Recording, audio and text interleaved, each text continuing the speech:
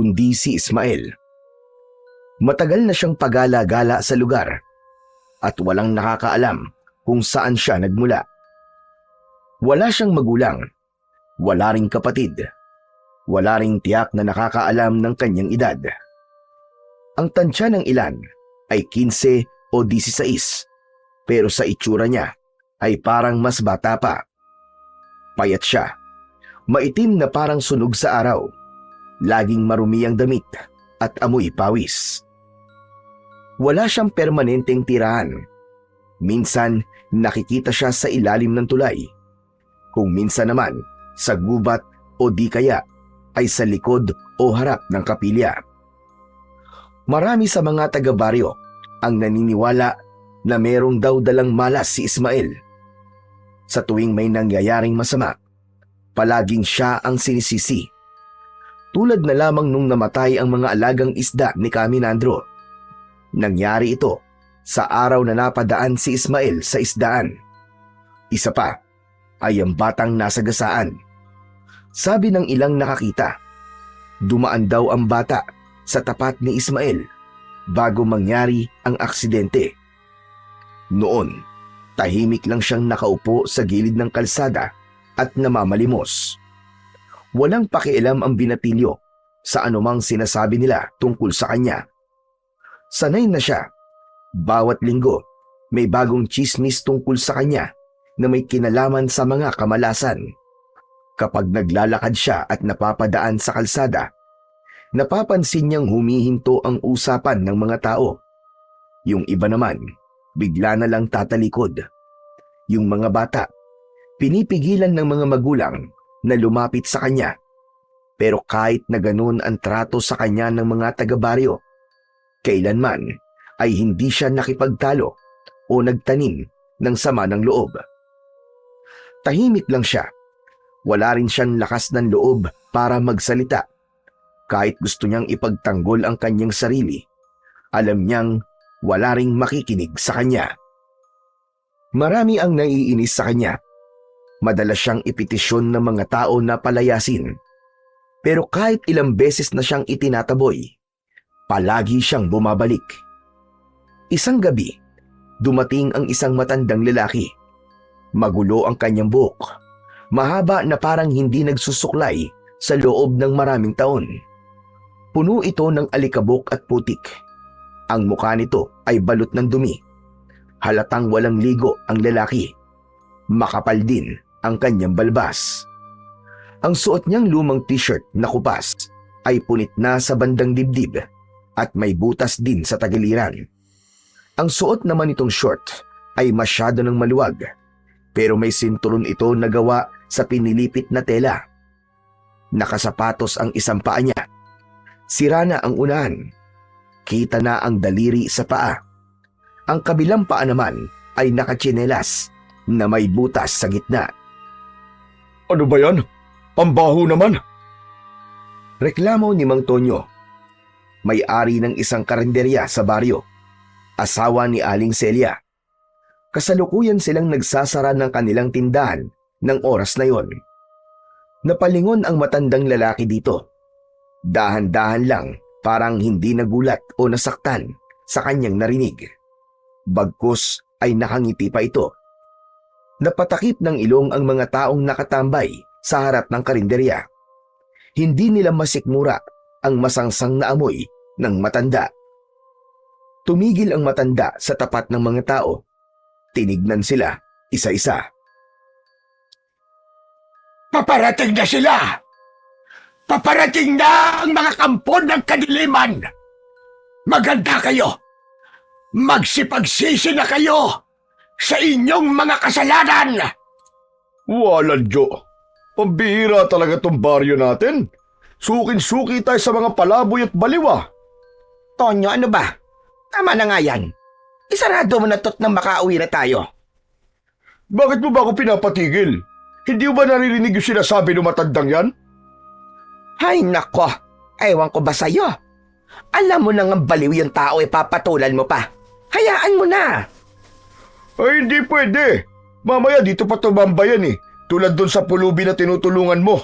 Kaya minamalas ang negosyo natin eh. Pambihira ka naman, oo. Ang dami-dami mo na namang sinasabi. Aba, totoo naman yun ah. Ewan ko ba kung bakit masyado kang maawain at palaging kinakampihan ng mga ganyan. Wala namang pakinabang ang mga yan eh. Hoy, ano ka ba? Tumigil-tigil ka nga, Tonyo. Huwag kang ganyan magsalita sa kapwa mo. Halika na nga rito. Hayaan mo na lang siyang magsalita ng kung ano-ano. Wala namang sinasaktan o inaapakan eh. Mas masahol pa nga dyan yung mga chismosa na laging nakaupo sa harap ng tindahan natin. Wala nang ginawa kundi manira ng tao. Ang punto ko lang naman, Celia, kapag narinig ng mga bata yung sinasabi niya, aba, baka matakot ang mga yon. Ay nako, Tonyo. Ewan ko sa'yo. Kung tutuusin eh, mas nakakatakot pa nga ang lakas ng boses mo kaysa sa kanya. Sige na. Ipadlock mo na ang gate at tara na. Napakamot na lang sa ulo si Mang Tonyo at biglang natahimik. Bumuntong hininga siya at muling sumulyap sa matanda. Nang mapansin ng matanda na wala nang nakikinig sa kanya, tahimik siyang nagpatuloy sa paglalakad. Para siyang may hinahanap. Pagdaan niya sa isang lumang kapilya, bigla siyang tumigil. Tumingin siya sa lupa at nagsimulang manginig ang kanyang mga kamay. Ilang saglit pa, napaluhod siya at humagulgol ng iyak.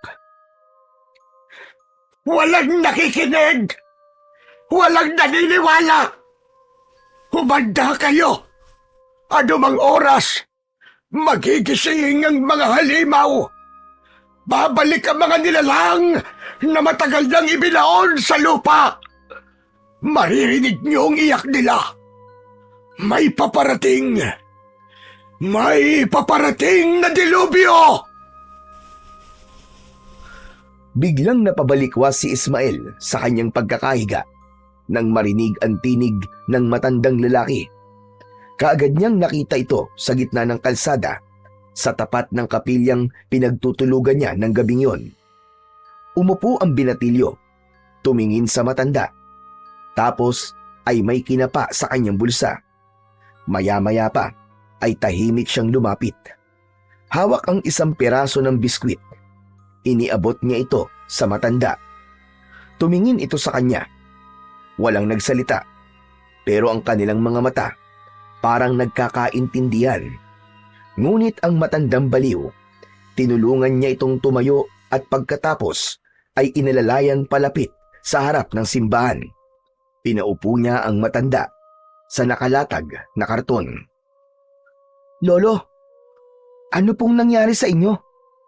Ano po bang sinasabi niyong dilubyo? Narinig mo ba yung sinabi ko kanina? Opo, rinig na rinig ko nga po eh. Masaya ko. Sa wakas, meron na ring makikinig sa akin. Lolo, teka po, saan po ba kayo galing? Ano po bang pangalan niyo? Saan ako galing?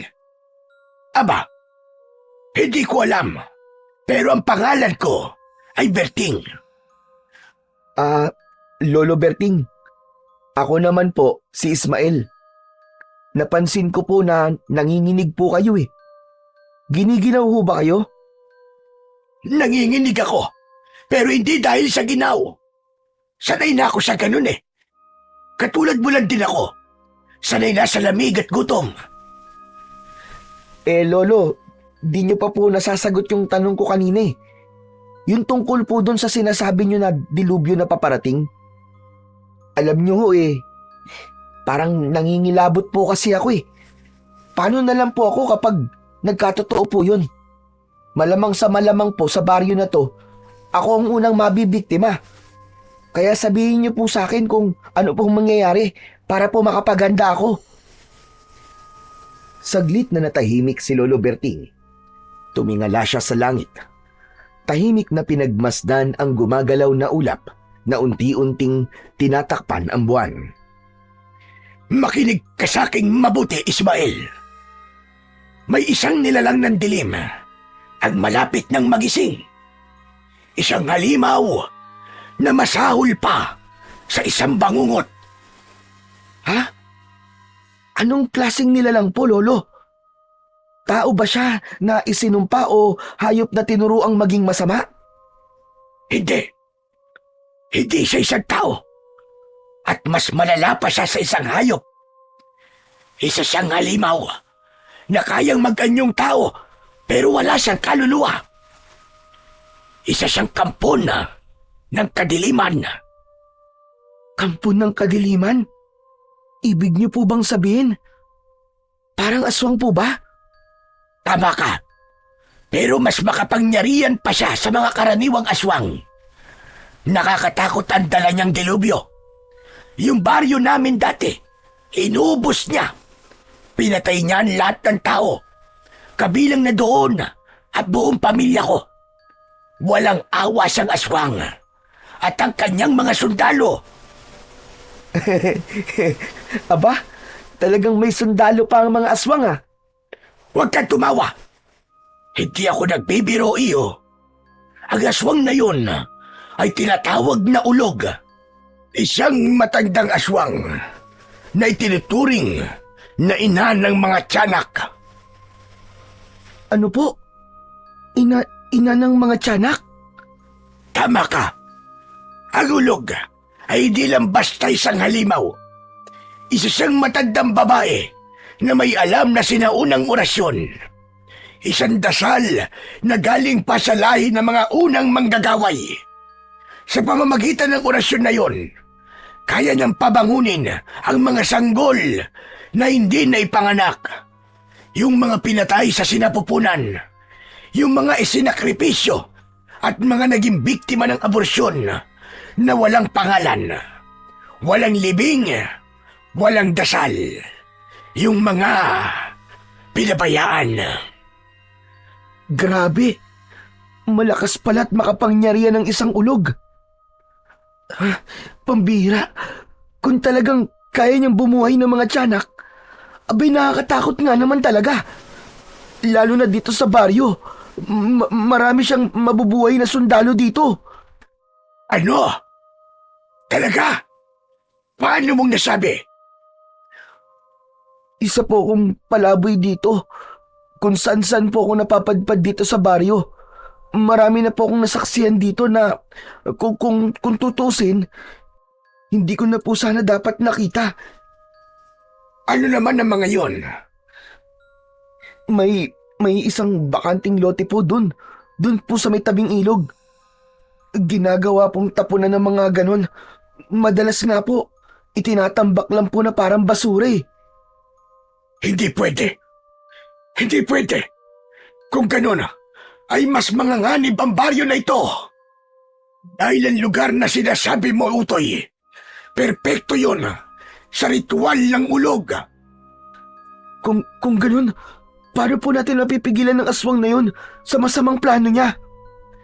Kailangan nating hanapin ang ngipin ng dragon. Ano po? Ngipin ng dragon? Lolo, totoo po ba yun? Akala ko po katang-isip lang po mga dragon. Hindi lahat ng alamat ay katang-isip, Ismael. Totoo ang mga dragon. Sa mga sinaunang kwento, ang dragon ay isang espiritu na may mahalagang tungkulin sa mundo ng mga patay. Ano pong ibig yung sabihin? Malalaman mo din sa takdang panahon. Kaya pala, walang nakikinig po sa inyo na ibang tao eh. Hindi po kapanipaniwala yung mga sinasabi nyo eh. Lolo Berting, kung totoo pong may dragon, sino po magpapatunay? Wala pa namang nakakakita ng dragon eh. Dahil hindi sila basta-basta nagpapakita. Pero maniwala ka, totoong-totoo sila. Dahil kung hindi sila totoo, paano namin napatulog ang ulog?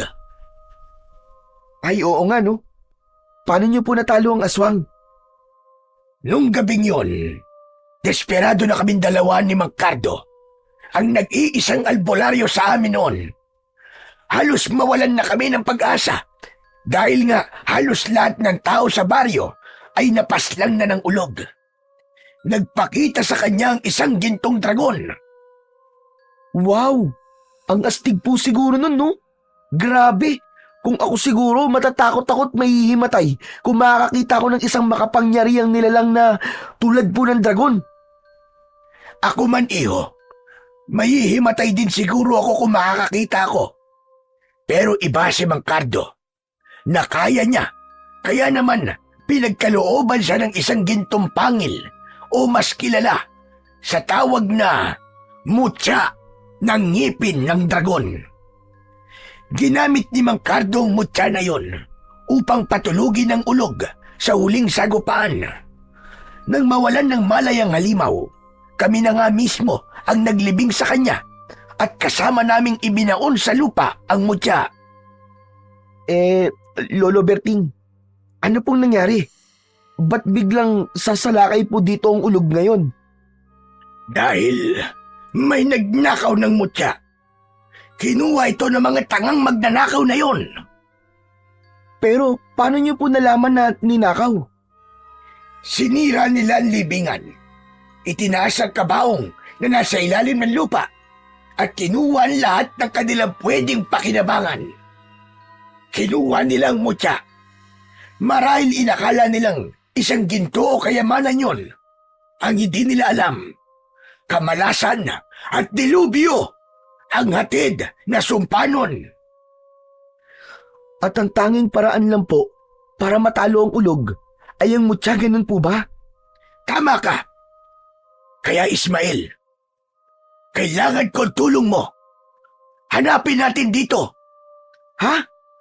Dito po, Lolo Berting? Bakit dito po sa baryo namin? Dahil taga rito ang nagnakaw nun. Ginagamit nila sa pansarili nilang interes. Ganun po ba, Lo? Pero napakarami pong tao dito. Paano ko po malalaman kung sino pong may hawak ng mutya? Kausapin mo sila. Magtanong-tanong ka. Napayuko si Ismael. Hawak pa rin niya ang pakete ng biskwit. May natira pang isa. Kita sa mukha niya ang pag-aalinlangan. Lolo, hindi ko alam kung may makikinig po sa akin dito eh. Kasi dito po sa lugar namin, hindi po nila ako pinapansin. Saka, wala po akong halaga sa kanila dito. Hindi mo kailangan ng pansin nila. Kailangan mo lang ng lakas ng loob at pananampalataya. Dahil kahit ang pinakamahinang tinig ay kayang umalingaw-ngaw kung ito ay totoo. Tumango si Ismael. Kinagat niya ang huling piraso ng biskwit. Ramdam ko, Ismael. Hindi ka naniniwala sa akin. Ramdam na ramdam ko yon. Kaya bukas, sasamahan kita. Ipapakita ko sa iyo ang mismong libingan ng ulog. Hindi na sumagot ang binatilyo. Nakita niyang nahiga na ang matanda at sa isang iglap lang, nakatulog na kagad ito. Madilim-dilim pa nang magsimula ang lakad nina Ismael at Lolo Berting.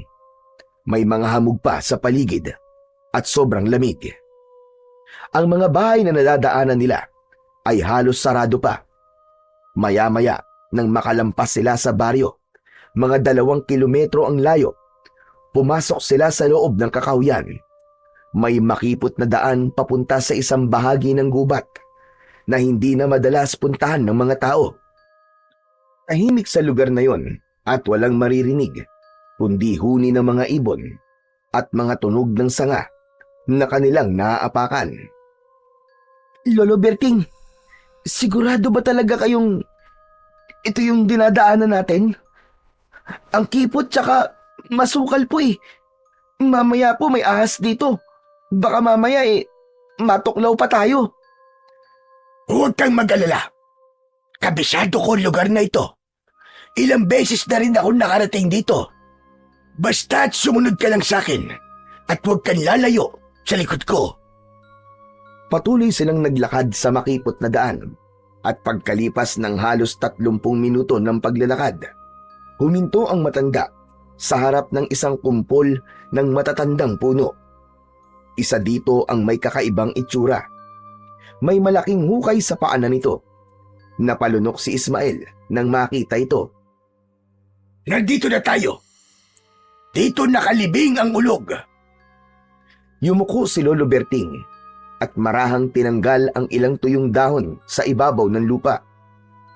Lumitaw ang isang lumang takip ng kabaong. Wasak ang gilid nito. May mga bitak na rin ang ataol. Halatang pinwersang buksan. Huminga ng malalim si Lolo Berting bago dahan-dahang iniangat ang takip. Sa loob, naroon ang ulog. Umalingasaw agad ang amoy na parang nabubulok na laman ng patay na hayop. Lumaki ang mga mata ni Ismael nang makita ang isang matandang babae na nakahimlay sa loob ng kabaong. Payat, halos butot balat na. Ngunit ang balat ay parang pinatuyong balat ng ahas. Nakalugay ang buhok nito. Maputi na lahat at magulo na animoy sapot ng gagamba. Ang mga kuko nito ay mahahaba, matalim at kulay itim. Ang kanyang mukha naman ay labis na nakapagbigay ng takot sa binatilyo.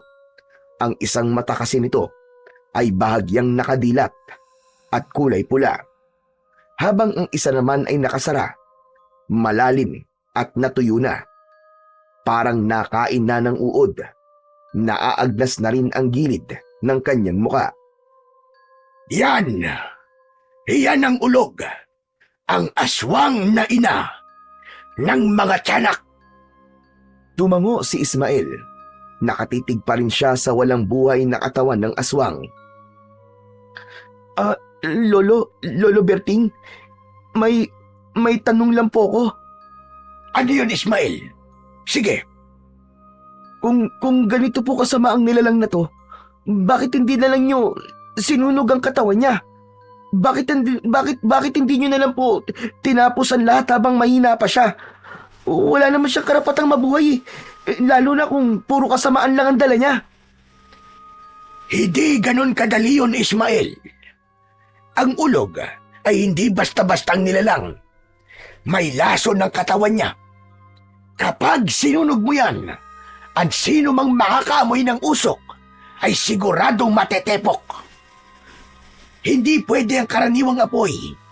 Dapat isang makapangyarihang apoy ang gamitin. Hala, grabe, ganun po ba? Kung ganun talagang nakakatakot pala yan. Tama ka. At ayon sa kwento ng lolo ko noon, ang kanyang mga ninuno ay nakaengkwentro na din ng isang ulog. Sinunog nila ito, pero marami sa kanila ang sumuka ng dugo. Para daw silang sinasakal hanggang sa nawalan na ng hangin. Kaya po pala inilibing nyo na lang. Teka, bakit nyo nga po ba ako isinama dito? Dahil alam kong hindi sapat ang kwento lang iyo. Kailangan may makaalam ng totoo. Dahil kapag may nangyari sa aking masama, ikaw na lamang ang tanging pwedeng magpatuloy at magsabi sa kanila ng babala. Muling napatitig si Ismael sa matandang aswang. Bahagya siyang napaatras nang makitang tila gumalaw ang ilang daliri nito. Lolo! Lolo, tingnan niyo! Gumalaw po yung kamay niya! Huminahon ka at huwag ka masyado maingay at baka mapabilis ang pagising niya. Lolo! Lolo, tara na! Natatakot na po ako sa nilalang na yan! Ismael! Hindi na ako sasama pabalik sa baryo. Ha? Hindi na kayo sasama? Bakit po? Paano po ako? Hindi ako pwedeng umalis dito. Kailangan kong bantayan ang katawan niya para subukang pigilin ang pag-aasik niya ng lagim. Makinig kang mabuti sa akin, Ismael. Gawin mo ang lahat para maiparating sa mga tao ang pagdating ng dilubyo. Pero tulad nga po ng sinabi ko kagabi, isa lang po akong pulubi. Wala po makikinig sa akin Lahat sila tiyak na pagtatawanan lang po ko. Saka, isa pa, baka kung magsabi ako ng tungkol sa dilubyo, baka sa akin po isisi yun. Lalo na tagtingin po nila sa akin ay malas Paano po sila maniniwala sa akin? Alam ko kung ano ang pakiramdam ng hindi pinaniniwalaan. Danas na danas ko na yan, mula noon hanggang ngayon.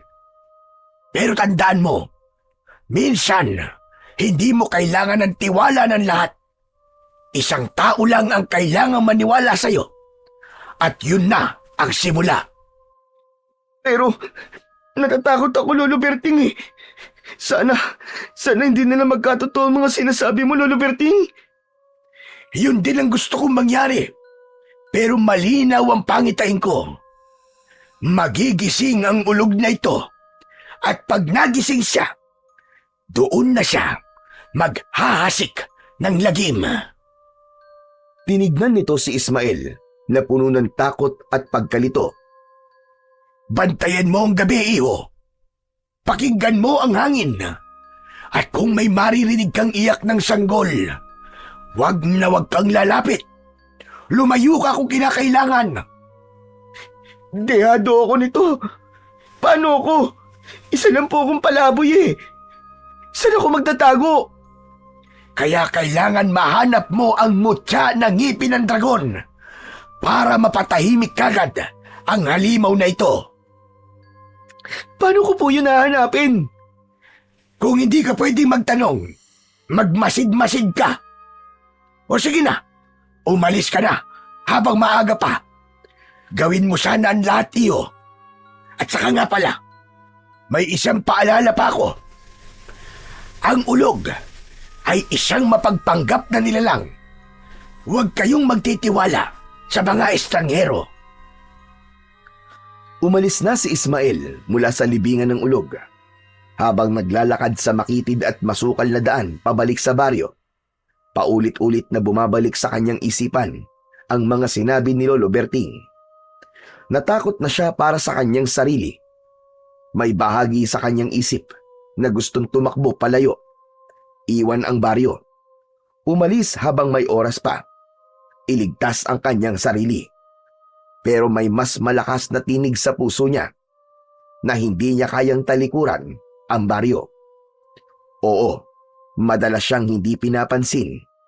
Tinatawag siyang malas, nilalayuan at minamaliit. Kung minsan ay sinasaktan pa.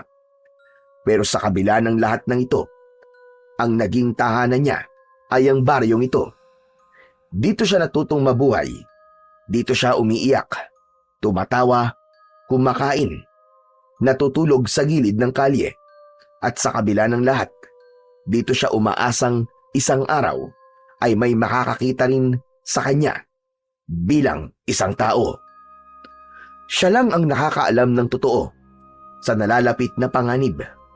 Kahit alam niyang wala siyang pangalan sa mata ng nakararami, alam niyang hindi siya dapat na basta na lamang manahimik sa tabi. Kailangan niyang kumilos para sa kaligtasan ng baryo. Samantala, naiwan naman si Lolo Berting sa harap ng lumang libingan. Tahimik, hindi kumikibo.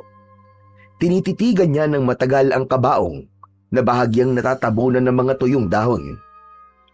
Humugot siya ng malalim na buntong hininga at marahang ipinikit ang mga mata. Waring binabalikan sa isip ang mga masalimuot at masakit na alaala sa kamay ng ulog. Ang nilalang na minsan na nagdulot ng lagim sa kanilang dating baryo. Pagdilat niya, muli niya itong tinitigan at nangako siya sa sarili na hindi na mauulit ang nangyari noon. Hindi na niya hahayaan na makalabas pa sa kabaong ang aswang. Babantayan niya ang libingan.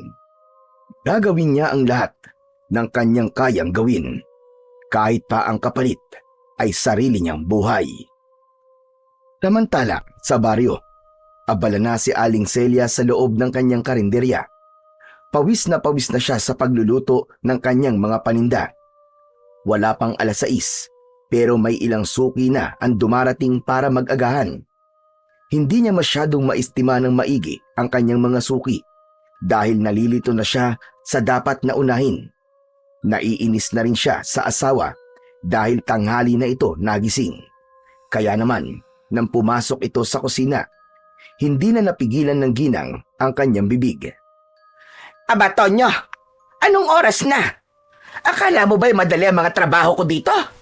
Ako na naman ang pinagagawa mo sa lahat. Ay nako, ang aga-aga nagsimula ka na naman. Sino ba kasing may gusto nito ha? Di ba ikaw naman? Ilang beses ko na rin sinabi sa'yo na magdagdag ka ng mga tauhan para di ka nahihirapan dito. Pero ayaw mo Tapos ngayon nagdadrama ka dyan. Ano ka mo? Ako pa ngayon ang nagdadrama. Samantalang kaya lang naman ako hindi kumuha ng kasama dito sa karinderya kasi kailangan natin magtipid. Aba, kaya pa naman nating dalawa to kung tutulungan mo lang sana ako. Ang tigas-tigas na mukha mong hayaan ako dito tapos ikaw puro lakwatsa at sugal lang ang inaatupag. Ay nako, ilang beses ko ba sasabihin sa'yo na wala na akong oras para tumulong dito? Saka teka lang kung wala ako, abay malamang, wala ring swerte itong karinderya mo. Sikat ako, kaya dito nagpupunta mga suki mo. Pinagmamalaki mo pang sikat ka. Sikat ka nga, pero sa sabungan, sa inuman at sa utangan. Aba, anong silbi na swerte mo sa negosyo kung hinahaluan mo naman ng bisyo? Napailing si Mang Tonyo. Umupo siya sa bangko at nagbuhos ng kape sa tasa. Alam mo, dapat nga magpasalamat ka pa sa akin Dahil kung hindi sa karisma ko, hindi dudumugin tong karinderya mo. May natural akong hatak sa tao, baka hindi mo nalalaman. Napakayabang mo. Kuhang-kuha mo ang inis ko. Umalis ka na nga ditong hayop ka. Oo, chillax ka lang. Ikaw talaga, Celia, oo. Sige na, mamaya ay hihahanap kita ng bago mo makakasama dito. Bakit? May pampasweldo ka ba ha? Siyempre, ako pa ba? Wala ka kasing bilib sa akin Relax ka lang kasi. Konting tiis na lang, yayaman din tayo. Malapit na talaga. Yayaman. Galing sa sugal. Tonyo naman. Ilang beses ka lang natatalo. Tapos nababaon ka pa sa utang. Sino ba nagbabayad ng mga utang mo? Ako, hindi ba? Tapos hindi mo naman binabayaran kapag nananalo ka. Huwag ka nang mag-alala, Celia. Naumpisahan na ang swerte. Pati nga tong karinderya, di ba siniswerte na? Di mo ba ramdam? Huwag mo na akong kinokontra kapag nagsusugal ako para huwag ako malasin. Kaka alam mo ba, na isahang tama ko lang. Itong karinderya mo, magiging restaurant to, maniwala ka. Sos! Ayan na naman. Paandara mo na naman ako ng mga walang silbing pangako mo na yan. Itong karinderya ko, dumadami ang suki ko kasi masarap ang mga luto ko. At mas lalong uunlad to kung sana'y tumutulong ka. Yun lang yun. Ay nako, alam mo, kahit na anong gawin ko, mali pa rin ako sa paningin mo Kung ayaw mo maniwala sa swerte ko, di wag. Basta ko, alam kong darating din yung panahon natin. At kapag dumating yon, tignan natin kung sinong unang ngingiti. Hindi na pinansin ni Aling Celia ang asawa at nagpatuloy na ito sa kanyang ginagawa. Matapos maubos ang kape, tumayo na ang lalaki. Lumabas siya sa karinderya at agad na nakipagkwentuhan sa mga kapwa niya sa bungero sa may kanto. Naiwan si Aling Celia sa loob ng karinderya. Tahimik lang siyang nag-aasikaso ng kanyang mga customer. Nagliligpit siya ng mga pinagkainan. Nagbabalot ng take-out. Nagluluto at naghuhugas ng pinggan. Hay nako! Ano ba naman buhay ito? Kailangan ko na siguro talagang humanap na makakasama dito sa tindahan. Wala na talaga silbi ang asawa kong magaling. Pwisit talaga. Kung bakit ba sa dinabi namin ng lalaki, siya pang napili ko. Napakamalas ko naman. Ilang oras pa ang nakalipas habang abala sa pag-aasikaso ang babae. Napansin niya si Ismael na paparating. Dahan-dahan ang lakad nito. Parang wala sa sarili. Tulala at parang may malalim na iniisip. Napatingin si Aling Celia sa orasan. 9:00 na ng umaga. Ismael! Hoy, Ismael! Halika nga rito. Napalingon si Ismael. Parang nagulat sa tawag. Saglit siyang tumigil. Tinignan niya si Aling Celia. Sa kadahan-dahang lumapit. Tahimik pa rin siya at nakayuko. Oy, bata ka! Ano ba nangyari sa'yo? Parang ilang araw ka nang di natutulog ah. Kumain ka na ba ha? Umiling lang si Ismael. Walang salitang lumabas sa bibig. Tumangu-tangu lang siya ng marahan. O siya, halika na. Pumasok ka na muna rito. Dito, maupo ka. Mag-almusal ka muna bago ka kung saan-saan magpunta. May natira pang sinangag tsaka longganisa. Mainit-init pa yan. Hindi na tumanggi si Ismael. Tahimik siyang naupo sa isang sulok ng karinderya. Agad namang inihain ni Aling Celia ang pagkain. Nilagyan niya ng kanin, itlog at 3 pirasong longganisa ang plato. Sabay naglagay ng malamig na tubig sa baso. O hayan ha, kumain ka lang dyan. Di mo na kailangang bayaran yan. Salamat po, Aling Celia. Kayo na po talaga ang pinakamabait po dito sa baryo. Hay nako, huwag mong sabihin yan at baka marinig ka ng asawa kong si Tonyong demonyo. Baka kung ano na naman nasabihin nun. Hindi mo ba alam? Ayaw na ayaw nun sa'yo. Ay nako, ewan ko ba doon kung bakit? Kaya nga po, napapansin ko rin po eh. Hindi po ako makalapit kapag nariyan po siya. Pabayaan mo na. Wala namang alam yun kundi sugal, sabong at inom. Minsan nga iniisip ko mas mabuti pang wala na lang akong asawa eh. Perwisyo sa buhay ang asawa kong yon at walang silbi. Napangiti ng konti si Ismael sa sinabi ng ginang. Tahimik na nagsimulang kumain ang binatilyo. Gutom na gutom ito. Doon lang niya naisip na ilang araw na din siyang hindi nakakakain ng matino. Tulad ng nakarang araw, na tanging ilang piraso lang ng biskwit ang kanyang ginawang panghapunan. Napansin naman ni Aling Celia na nanginginig ang kamay niya habang isinusubo ang pagkain. Nako, ganyan ka ba talaga kagutom? Kawawa ka naman. Di bale, may tinapay pa ako dyan. Itago mo para may pangmeryenda ka mamaya ha. Tapos mamayang gabi, dumaan ka dito. Bibigyan kita ulit ng pagkain. Talaga po? Ayos lang po ba sa inyo yun, Aling Celia? Hindi po ba nakakahiya? Kasi nababawasan ko po ang pagkain at kita nyo. Aba, hindi Huwag mong iniisip yan. Mas gusto ko nga yung may nakikinabang sa ginagawa ko kaysa naman dun sa isa na kahit maghugas ng pinggan ay hindi magawa. Puro pasarap pa. Buwisit talaga. Napatingin silang dalawa sa labas. Sa hindi kalayuan ay nakita nila ang lalaki na patuloy na nakikipagkwentuhan sa mga sabungero. May hawak na itong bote ng beer kahit umaga pa lang. Oh, nakita mo na. Di ba ang galing? Ang sarap ng buhay. Samantalang ako dito, nagkakandakuba na sa pagtatrabaho.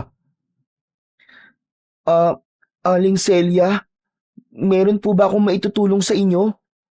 Nako, ayos lang. Pero alam mo, kung gusto mo, minsan bumalik-balik ka dito.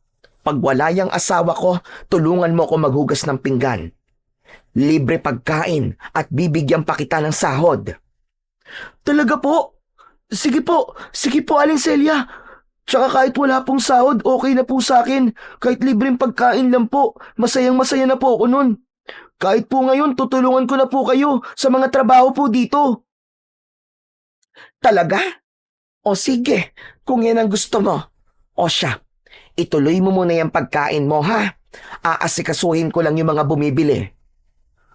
Ipinagpatuloy ni Ismael ang kanyang pagkain. Ngunit nang matapos siya, bigla naman niyang naalala ang kanyang nakita sa gubat at ang dilubyo na maaaring mangyari sa kanilang baryo. Nalungkot ang binatilyo dahil sa kabutihan ni Aling Celia sa kanya. Hindi na lang sarili niya ang gusto niyang mailigtas. Kailangan na talagang mahanap ang mutya. Ayoko masaktan si Aling Celia. Tahimik niyang inilagay sa gilid ng mesa ang pinagkainan niya. Tumingin siya sa paligid ng karinderya, sa mga upuan, sa kortinang medyo naninilaw na dahil sa tagal ng nakasabit sa lumang larawan ni Aling Celia at ng asawa nitong nakasabit sa dingding. Bigla siyang natulala. Ngunit bigla siyang nagising sa kanyang pag-iisip nang bumalik si Aling Celia, bitbit ang bayad ng customer. O ano, ayos ka lang ba riyan? Parang ang lalim ng iniisip mo. Opo Aling Celia, okay lang po ako. Eh bakit parang malungkot ka? May naalala lang po kasi ako eh. Tungkol po dun sa babala ng matanda. Tungkol po sa paparating na dilubyo. Ang tinutukoy mo bang matanda ay yung taong grasa na kung ano-ano ang pinagsasasabi? Nako, huwag kang maniniwala sa mga ganon. Kasi yung isip nila kung saan-saan nakakarating at namamasyal. Minsan, dala na lang din ng katandaan o gutom. Kaya kung ano-ano na lang ang lumalabas sa bibig. Huwag mo nang masyadong intindihin yon, iho. Hindi po Aling Celia eh. Hindi po siya matandang baliw. Nakausap ko po siya ng maayos kagabi at kanina po, meron po siyang pinakita sa akin. Mga bagay po na magpapatunay po na totoo nga po mga sinabi niya. At ano naman ang mga pinakita niya sa'yo? Aling Celia, isang lumang libingan po sa gitna ng gubat. Doon po ako galing kanina. Sabi niya po, doon nakalibing ang ulog na posibleng umatake dito sa baryo natin. Ano ka mo? Ulog? Opo, isa pong aswang. Ay di ba't sabi mo ay nakalibing na ang ulog na yan? Bakit ka nag-aalala? Eh patay naman pala. Aling Celia, ang sabi po niya sa akin magigising daw po ito. Kasi po, may nagnakaw po ng mutya ng ngipin ng dragon. Kailangan daw po ito mabawi at maibalik sa libingan para hindi po ito magising. Aba, nakakatakot nga naman yan, iho. Pero sigurado ka bang ulog ang nakita mo? Opo, Aling Celia. Nakakatakot nga po siya eh. Ang pangit po ng mukha niya. Parang halimaw. Parang kalahating ahas at kalahating tao. At kung totoo po na magising ito, lahat po ng tao dito mauubos po. Ganon kalakas ang aswang na yon? Opo, Aling Celia. Jesus Maria Josep, paano yan? Paano natin hahanapin yung mutya na yon? At saka, sigurado ba'y matanda na taga rito'y nagnakaw? Opo, sabi niya nakita niya daw po ito sa kanyang mga pangitain. Kung ganon, tutulungan kita, Ismael. Hahanapin natin ang mutya. Talaga po? Naku, salamat po, Aling Celia. Totoo nga po pala yung sabi ni Lolo na hindi ko kailangan ng tiwala o paniniwala ng lahat kung may isang maniniwala. Yun na daw po ang simula. Teka, ang lalim nun ah. Pero sandali, ano ba ang itsura ng mutya ng ngipin ng dragon? Mukha daw po itong pangil na matulis ang dulo. Kulay ginto daw po ito, Aling Celia. Kaya napagkamalan na may halaga nung magnanakaw. Kulay ginto. Kaya pala. Abay kung ako rin naman na makakakita nun, baka maisip ko rin na ginto talaga yon. Pero sabi mo, pangil yun ng dragon. Hindi ba yung delikado sa taong may tanga nito ngayon? Delikado po. Sobrang delikado po dahil ito po ang dahilan kung bakit magigising po ang ulog. Ang mutya na nagpatulog dito ng mahabang panahon. Iniligay po yun ng isang biyasang albularyo para protektahan po ang lahat laban po dun sa malupit na aswang. O Ismael, ano ba yan? Parang lalo kong kinikilabutan sa kwento mo. Sa tono ng boses mo parang totoo nga. Maniwala po kayo, Aling Celia. Totoong-totoo po ito. Naniniwala po ako dun sa matanda. Kasi nakita ko po talaga yung aswang sa kanyang libingan. Natatakot po ako, Aling Celia. Kapag hindi ko nahanap ang mutya, posibleng ako po ang pinakauna niyang magiging biktima.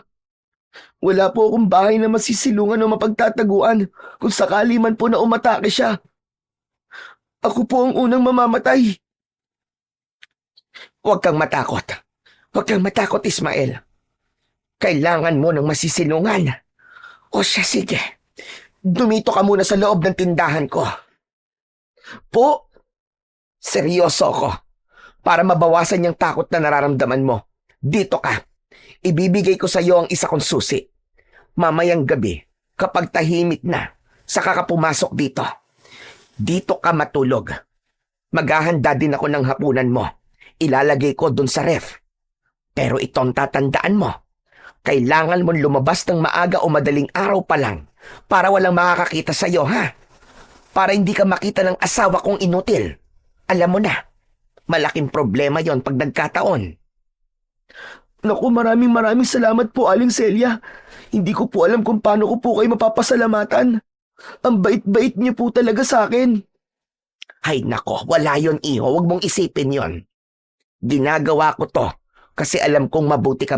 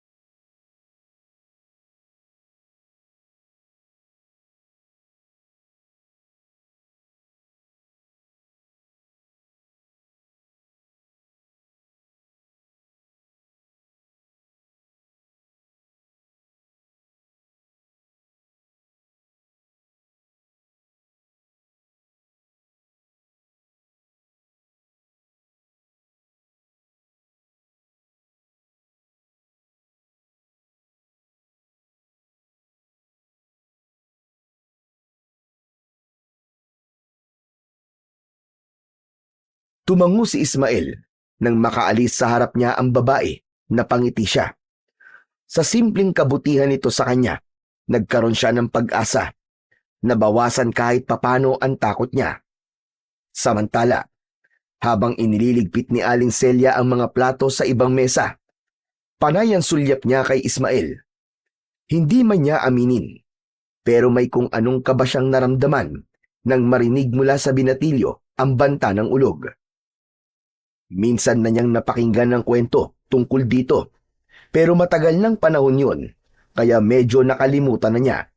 At kung hindi lang pinaalala ng bata ang tungkol dito, hindi pa niya maaalala ang minsang naikwento sa kanya ng kanyang lolo.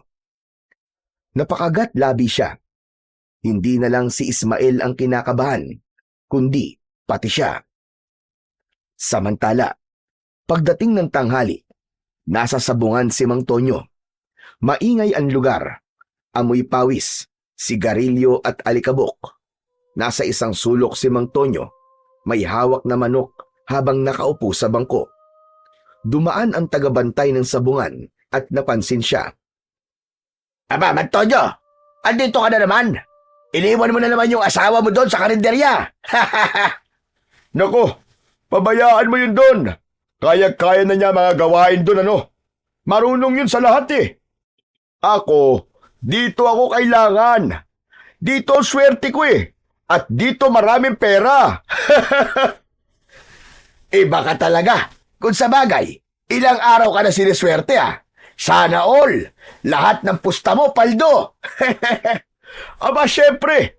Akin lahat ang swerte. Kaya't magdididikit ka sa akin. Kaya nga eh, para ka may agimat. Aba, anong agimat? Wala. Wala akong agimat. Anong pinagsasabi mo? Swerte lang talaga ako. Tumawa si Tonyo, sabay lakad papunta sa gitna ng sabungan, habang patuloy ang tawanan at sigawan ng mga tao. Kinagabihan, matapos ang maghapong pagtulong sa karinderya, napaupo si Ismael sa tabi ng kalan. Tahimik na ang paligid. Wala na ang mga suki. Wala na rin ang amoy ng nilulutong ulam. Tapos na rin siya sa maghapong hugasin. Lumapit sa kanya si Aling Celia na may hawak na plastik ng mga panindang natira. Ismael, mauuna na ako ha. Uuwi na muna ako sa bahay. Pakicheck na lang itong pinto sa likod ha. Yung mga kaldero, bukas na lang linisin. Magpahinga ka na rin. Alam kong pagod ka na, iho. Opo, ako na pong bahala. Ngumiti lang si Aling Celia, pero may bakas ng pagod at pag-aalala sa kanyang muka. Lumingon pa ito sa paligid bago tuluyang lumabas at isinara ang pintuan. Pagkaalis ng babae, tumayo si Ismael at isinara ang mga bintana. Tahimik na niyang pinatay ang ilaw sa loob, maliban sa isang maliit na bumbilyang nakasabit sa may kusina. Huminga siya ng malalim at nagtungo sa bodega. Nakita niyang may pang-isahang higaan doon sa gitna ng mga lumang sako at kahon ng mga delata. Nahiga na ang binatilyo at sinubukang matulog. Ngunit ilang minuto pa lang ang lumilipas, may narinig siyang kaluskos. Maingat, dahan-dahan. Parang may naglalakad sa labas ng karinderya. Naisip kagad ng binatilyo na baka magnanakaw. Narinig niyang may nagbukas ng pinto hanggang sa may narinig siyang boses. Dito na lang tayo. Wala naman tao dito eh. Tayo lang. Nanlaki ang mata ni Ismael. Agad siyang gumapang sa likod ng mga sako at nagtago sa dilim. Mula sa siwang ng pinto ng bodega, nasilip niya si Mang Tonyo, kasama ang isang babae. Medyo bata pa ito, naka-miniskirt at may makapal na kolorete sa muka. Nagtanong ang babae kung talaga bang walang makakaistorbo sa kanila. Wala na. Umuwi na yung matanda kong asawa eh. Halika na. Pumasok sila sa loob ng bodega, sa mismong lugar kung saan kanina lamang ay nakahiga si Ismael. Napansin ng lalaki ang ayos ng katre. Napakunot ang noo nito at sandaling nag-isip. Naglakad-lakad si Tonyo, parang sinusuri ang paligid. Napahigpit ang hawak ni Ismael sa lumang sako habang nakayuko sa likod ng mga kahon. Bumundol ang labis na kaba sa dibdib ng binatilyo. Akala niya ay mahuhuli na siya. Mabuti na lang at nagmadali ang babae at sinabing tapusin na nila ang kailangan nilang gawin dahil gusto na rin itong umuwi. Agad na inalis ng lalaki ang itim na jacket at ibinaba ito sa sahig. Hinila niya ang babae palapit sa kanya. Hindi na sila nag-aksaya ng oras. Si Ismael, sa kanyang pinagtataguan, ay napatakip na lamang ng bibig gamit ang dalawang kamay. Hindi na siya halos humihinga. Ang kanyang mga mata ay nanlaki at ang kanyang pisngi ay nag-init sa nakikitang nagaganap. Dahan-dahang hinagkan ni Mang Tonyo ang leeg ng babae habang abala sa pagbukas ng kanyang sinturon. Ang swerte ko talaga ngayong gabi. Iiwas sana ni Ismael ang kanyang paningin, pero biglang napako ang kanyang mga mata sa leeg ng lalaki. Nakita niya ang suot nitong kwintas na may palawit na gintong pangil. Tumulo ang luha sa mga mata ni Ismael. Hindi lang lihim na pagtataksil ang kanyang nasaksihan, kundi dahil din sa isang mas mabigat na katotohanan. Nalaman niyang ang mismong asawa ni Aling Celia ang siyang sinasabing magnanakaw ng mutya. Siya ang kumuha ng bagay na hindi dapat galawin. At ngayon, alam ni Ismael na ito ang magiging dahilan kung bakit muling magigising ang halimaw na matagal nang natutulog. Maya-maya, unti-unting bumagal ang kilos ng dalawa. Parang hinahabol ang hininga hanggang sa tuluyang humiga si Tonyo habang pinupunasan ng noo. Tumayo ang babae, isinuot nito muli ang kanyang damit at kinuha ang perang iniabot ng lalaki. Ayos. O paano? Gaya ng dati ha. Sa susunod uli, text mo lang ako. Tumango ang babae bago lumabas. Nanatili si Tonyo sa higaan. Nakapikit, nakangisi. Maya-maya ay umupo ito at kumuha ng yosi sa bulsa at sinindihan ito. Si Ismael sa kanyang pinagtataguan ay nanatiling hindi gumagalaw. Nanginginig siya sa galit at inis. Hindi niya maintindihan kung bakit kailangan gawin ito ng asawa ni Aling Celia. Maya-maya ay nakita niyang tumayo si Mang Tonyo at lumabas na ng bodega. Madaling araw nang lumabas si Ismael sa karinderya. Hindi na siya nakatulog ng gabing yun. Medyo lumayo siya ng konti sa tindahan at doon ay inabangan niya si Aling Celia. Nag-iingat na din siya na makita ni Mang Tonyo kung sakali man na dumating na ang mag-asawa. Maya-maya lang ay nakita na niya si Aling Celia na paparating. May mga bitbit na itong isang basket ng mga pinamili sa bayan. Agad niyang sinalubong ang babae at tinulungan.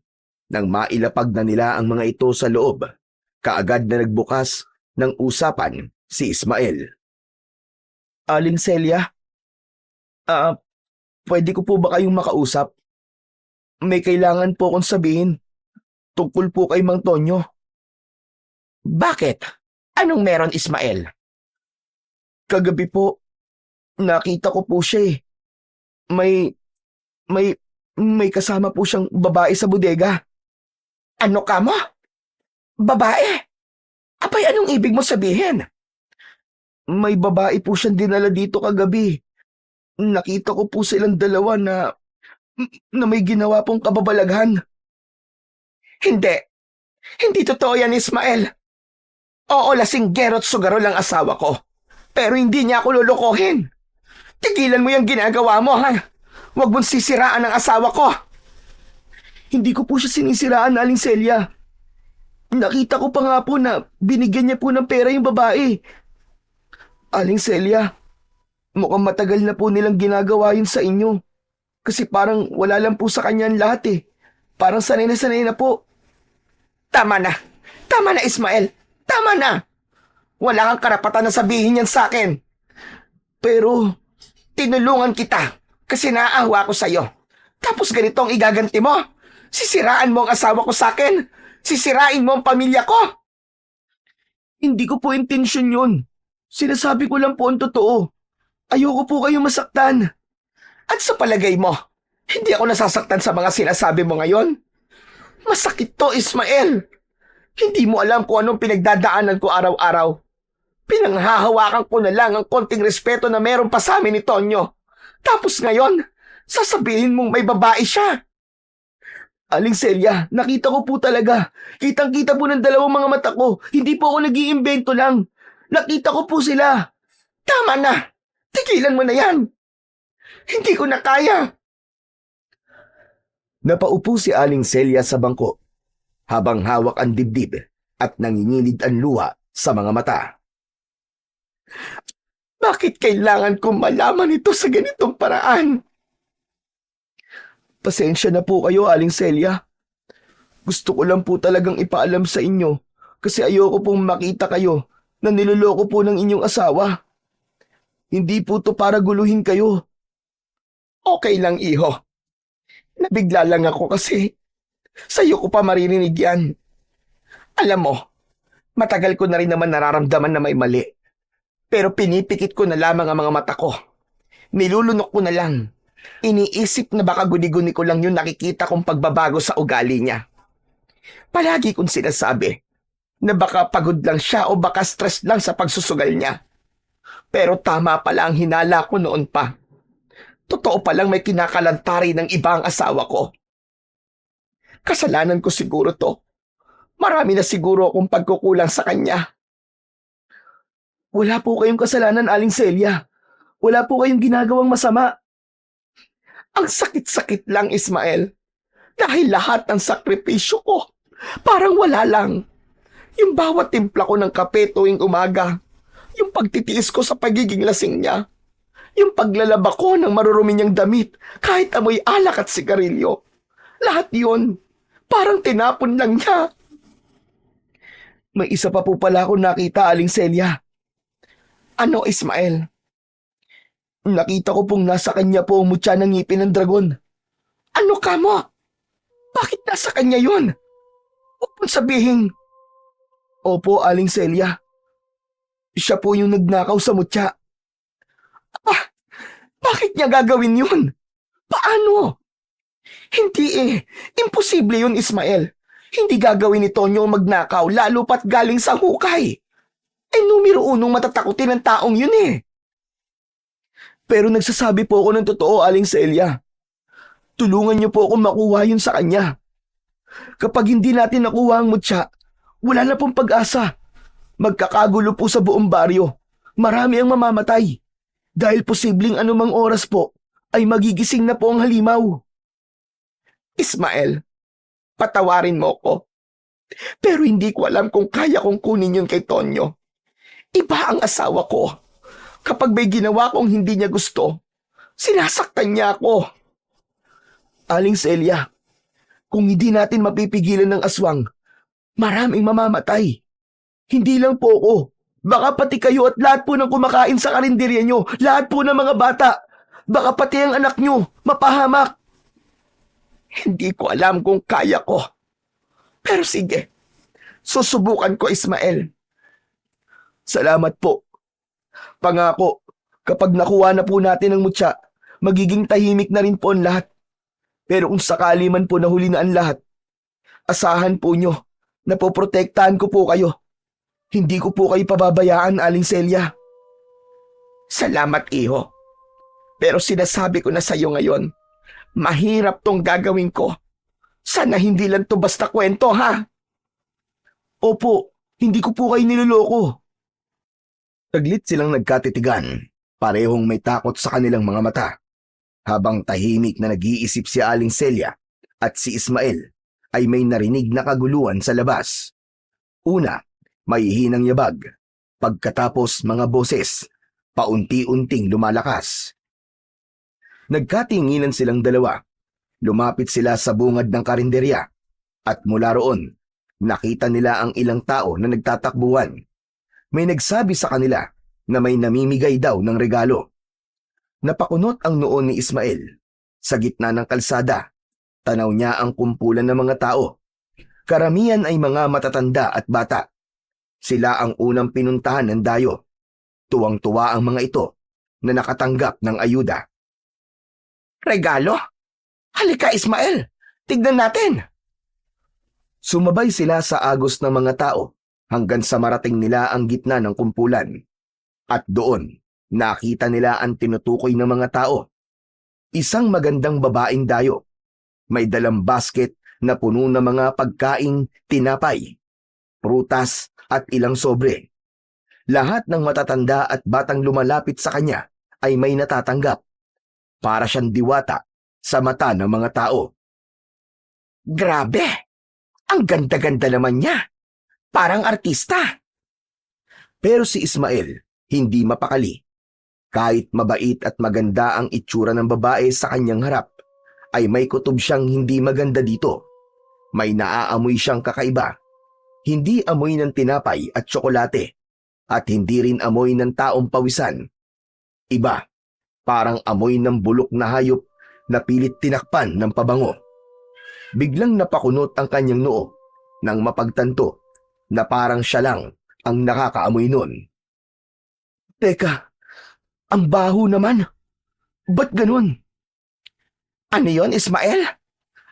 Wala po ba kayong naaamoy na masangsang? Ang baho. Ha? Wala naman ah. Alam mo, mabuti pa pumila ka na rin. Sayang din yung pinamimigay niya, oh. Pero hindi lumapit si Ismael. Pinili na lang niya na manood habang pinagmamasdan niya ang dayong babae. Tila lumilinaw ang kutob niyang hindi lang ito, basta dayo. Kinagabihan, hindi na bumalik pa si Ismael sa loob ng karinderya. Sa kabila ng ilang beses na pagtanggi ni Aling Celia nang isaoli niya ang susi, pinili na lamang niyang manatili sa labas at matulog sa likod ng simbahan. Kinakabahan siya tulad pa rin ng dati dahil sa takot na baka biglang may umatake, pero tinanggap na niya kung sakali man. Naganda na lamang siya ng isang kutsilyo at yon ang kanyang itinabi sa kanyang pagtulog. Inayos niya ang sarili at pinilit na ipikit ang kanyang mga mata, pero hindi siya nakatulog. Malalim na ang gabi, pero nanatiling mulat ang kanyang mga mata. Gising na gising ang kanyang diwa. Tahimik na ang gabi. Tanging mga kahol na lang ng aso ang naririnig sa paligid. Hanggang sa may narinig siyang kaluskos. Mahina yon, parang ingat na ingat sa pagkilos. Mabilis siyang napatayo at agad na nagtago. Sinilip niya kung sino pa ang gising ng mga oras na yon. Doon niya nakita ang isang anino na naglalakad. Walang direksyon ang tingin nito at parang walang buhay kung gumalaw. Siya? Anong ginagawa niya rito? Nakilala niya ito, ang babaeng dayo. Hindi siya makapaniwala sa kanyang nakita. Parang wala ito sa sarili. Waring nasa ilalim ng kung anong hipnotismo. Sinundan niya ito, dahan-dahan, ingat na wag makalikha ng ingay. Ang direksyon ng babae, patungo sa bakanting lupang malapit sa ilog. Isang lugar na kinaiinisan, kinatatakutan, at kadalasang iniiwasan ng mga taga-baryo. Ang lugar kung saan itinatapon ang mga sanggol na walang pangalan. Yung mga hindi na piniling isilang. Yung mga dinala sa mundo pero hindi pinanindigan. Yung mga iniwan, inabandona, hanggang sa mamatay, sa gutom, lamig o takot. Lahat ng taga-ron, alam ang istorya ng lupain yon, kaya walang pumupunta sa lugar na yon. Pabilis ng pabilis ang tibok ng puso ng binatilyo, habang sinusundan pa rin ang babae. Alam niyang hindi na lang kutob at masamang hinala ang kanyang nararamdaman. Sigurado na siyang may mali sa babae. Anong gagawin niya dito? Mula sa kanyang pwesto, tanaw na tanaw niya ang babae. Nakatingin sa tubig. Parang umaawit ito, pero mahina lang. Hindi maintindihan ni Ismael ang sinasabi nito, ngunit malinaw sa kanyang hindi pangkaraniwan ang inaawit ng babae. Bigla itong lumusong sa tubig. Lumubog ito sa gitna ng ilog. Nakasilip pa rin ang binatilyo. Tahimik. Halos hindi na humihinga. Ilang segundo na ang lumipas. Walang gumagalaw. Wala ring kakaibang tunog, kundi ang mahina at kalmadong tubig. Natakot si Ismael. Naisip niyang baka nagpakamatay ang babae. Lumapit siya sa may ilog at pilit na tinatanaw ang lugar kung saan ito lumubog. Isang minuto pa ay nagpasya na siyang tatalon na rin sana sa tubig. Ngunit biglang may umahon, pero hindi na ito ang parehong babae. Napaatras ang binatilyo. Nanlaki ang kanyang mga mata sa kanyang nakita. Napakagat sa kamay para hindi makalika ng sigaw. Nagulat siya at natakot sa kanyang nakitang nilalang. Ang kalahating katawan nito mula sa bewang paakyat ay naging kulubot na ang balat at may mga kaliskis. Ang ibabang kalahati naman ay hindi na tao. Isang dambuhalang buntot ng ahas ang pumalit sa kanyang mga paa. Makapal, madulas at kumikislot sa tubig. Nakatalikod ito sa kanya. Nanginig ang mga tuhod ni Ismael, pero pinilit niyang humakbang palayo sa nilalang. Muli siyang nakapagtago sa likod ng isang puno. Ang babae sa kanyang paningin ay tila isang nilalang na mula sa alamat. Kalahating babae, kalahating ahas. Sigurado na siya, ito na nga ang ulog na ipinakita sa kanya ni Lolo Berto na dating nakalibing sa gubat. Hindi maaari ito. Gising na siya. Gising na ang ulog. Napatitig si Ismael sa aswang na nasa kanyang harapan. Nakita niya itong kumilos. Itinaas ang kamay nito sa langit at muling bumigkas ng isang dasal. Ang tinig nito ay malalim at parang may sumasabay na di lang dalawang tinig kundi marami. Parang boses ng ilang kaluluwang sabay-sabay na nagdarasal. Nagtakip ng tenga ang binatilyo. Ano to? Ano to? Diyos ko! Ano tong ginagawa niya? Habang nagpapatuloy ito, biglang gumalaw ang lupa. Sa ilalim ng malabnaw na putik, may isang kamay na umusli. Maliit, pero matalas sa mga kuko. Dahan-dahan itong umangat sa lupa. Isang maliit na nilalang, parang bata, pero may kahindik-hindik na anyo.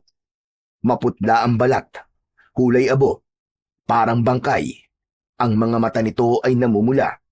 Ang bibig ay punong-puno ng matutulis na ngipin. Halos hindi kasya sa maliit nitong bibig, kaya't nakabuka ito na tila laging galit. May maliit din itong mga sungay sa gilid ng ulo, at ang paghinga nito ay parang huni ng pusa na paos at galit. Gumapang ito palabas ng hukay at lumapit sa ulog. Ngumiti ang babae nang makita niya ang tiyanak na nasa kanyang tabi.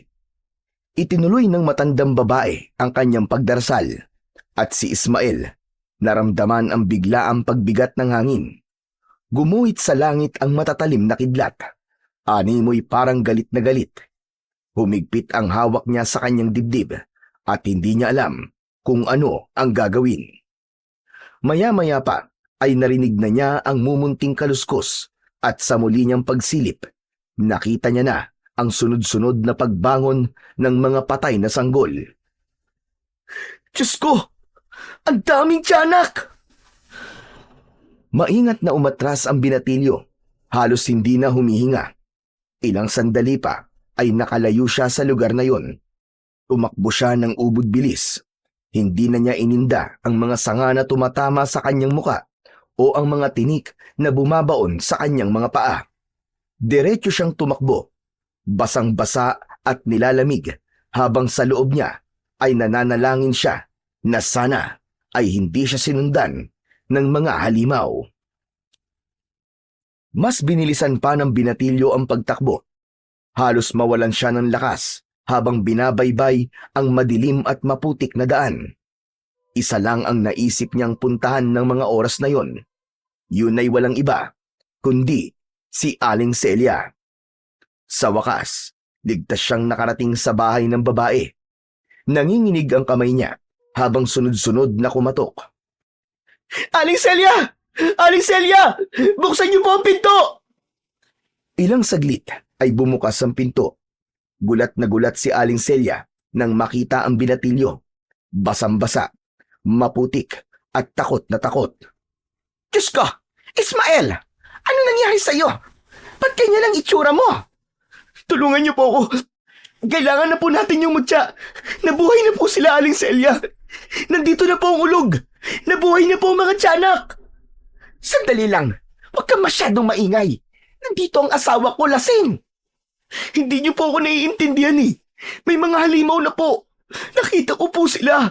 Paparating na po ang dilubyo, Aling Celia. Parang awa niyo na po. Kunin niyo na po sa asawa niyo ang mutya. Yun na lang po ang tanging paraan para mapigilan ang kampo ng kadiriman. Napaatras si Aling Celia. Hindi makapagdesisyon kung ano ang gagawin. Pero bago pa niya maisip ang susunod na hakbang, ay may narinig silang malalim na boses mula sa loob. Celia! Sino ba yan nandyan na? At bakit tayo ginagambala sa 10 oras ng gabi? Sino ba yan? Sumulpot ang lalaki mula sa sala. Hawak pa ang isang bote ng gin sa kamay. Namumula ang muka at halatang kanina pa naglalasing. Ikaw na naman pala. Ano pa kayo mo ba rito Umalis ka na nga. Huwag kang magdala ng kamalasan sa pamamahay namin. Kung kailan sunod-sunod na swerte ko bigla ka na naman susulpot.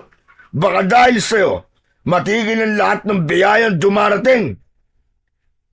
Mang Tonyo, makinig ka po kayo sa akin. Kailangan niyo pong ibigay sa akin ng mutya ng ngipin ng dragon ngayon din. Kailangan natin yun para mailigtas ang lahat. Si Raulo ka ba? Bakit ko naman nabibigay sa'yo ang bagay na nagbibigay ng swerte sa akin, Alam mo ba simula ng kunin ko to, ay naging sunod-sunod na ang panalo ko sa sabong? Kaya bakit ko ito ibibigay sa'yo? Si Raulo ka pala Nasa iyo talaga ang ngipin ng dragon, Tonyo. Anong ngipin ang sinasabi mo? Ang kinuha ko, yung gintong pangil na pampaswerte. Anong pampaswerte? Malas ang bagay na yan, Tonyo. Paano mo nakuha yan? Nagsimulang magkwento si Mang Tonyo. Ayon sa kanya, nagsimula ang lahat ng mapag-usapan nilang mga sabungero ang tungkol sa mga anting-anting na pampaswerte at kung ano-anong kababalaghan. Hanggang sa napunta ang usapan tungkol sa gintong pangil na nakabaon sa libingan na nasa gitna ng gubat. Galing umano ang impormasyon sa isang matandang baliw. Dito nila narinig ang tungkol sa pampaswerteng anting-anting. Habang ang iba niyang kasama ay natatawa at nagsasabing kwento lang yon ng mga lasing, si Mang Tonyo ang sumeryoso dito. Tinandaan niya ang bawat detalye ng kwento, kasama na dito ang lokasyon.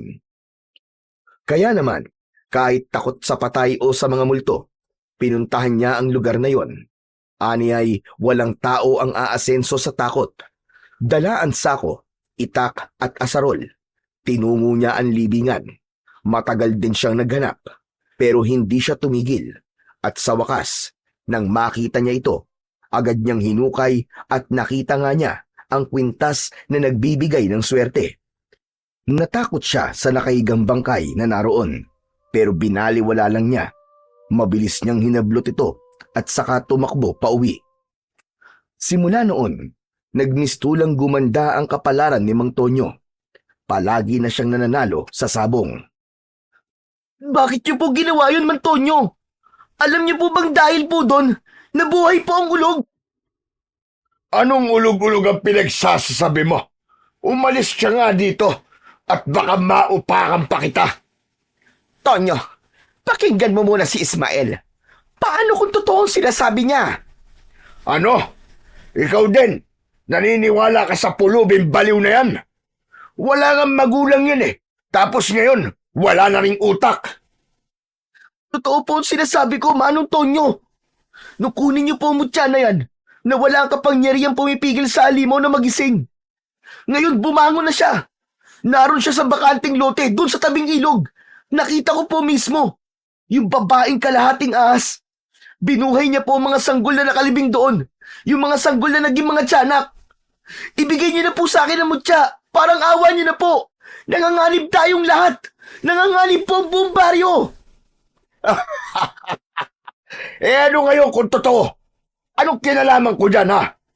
Kung may kakayahan ng mutya na to na proteksyonan ang sarili ko, aba, edi mas lalong hindi ko to ibibigay sa'yo. Ano ko, Hilo?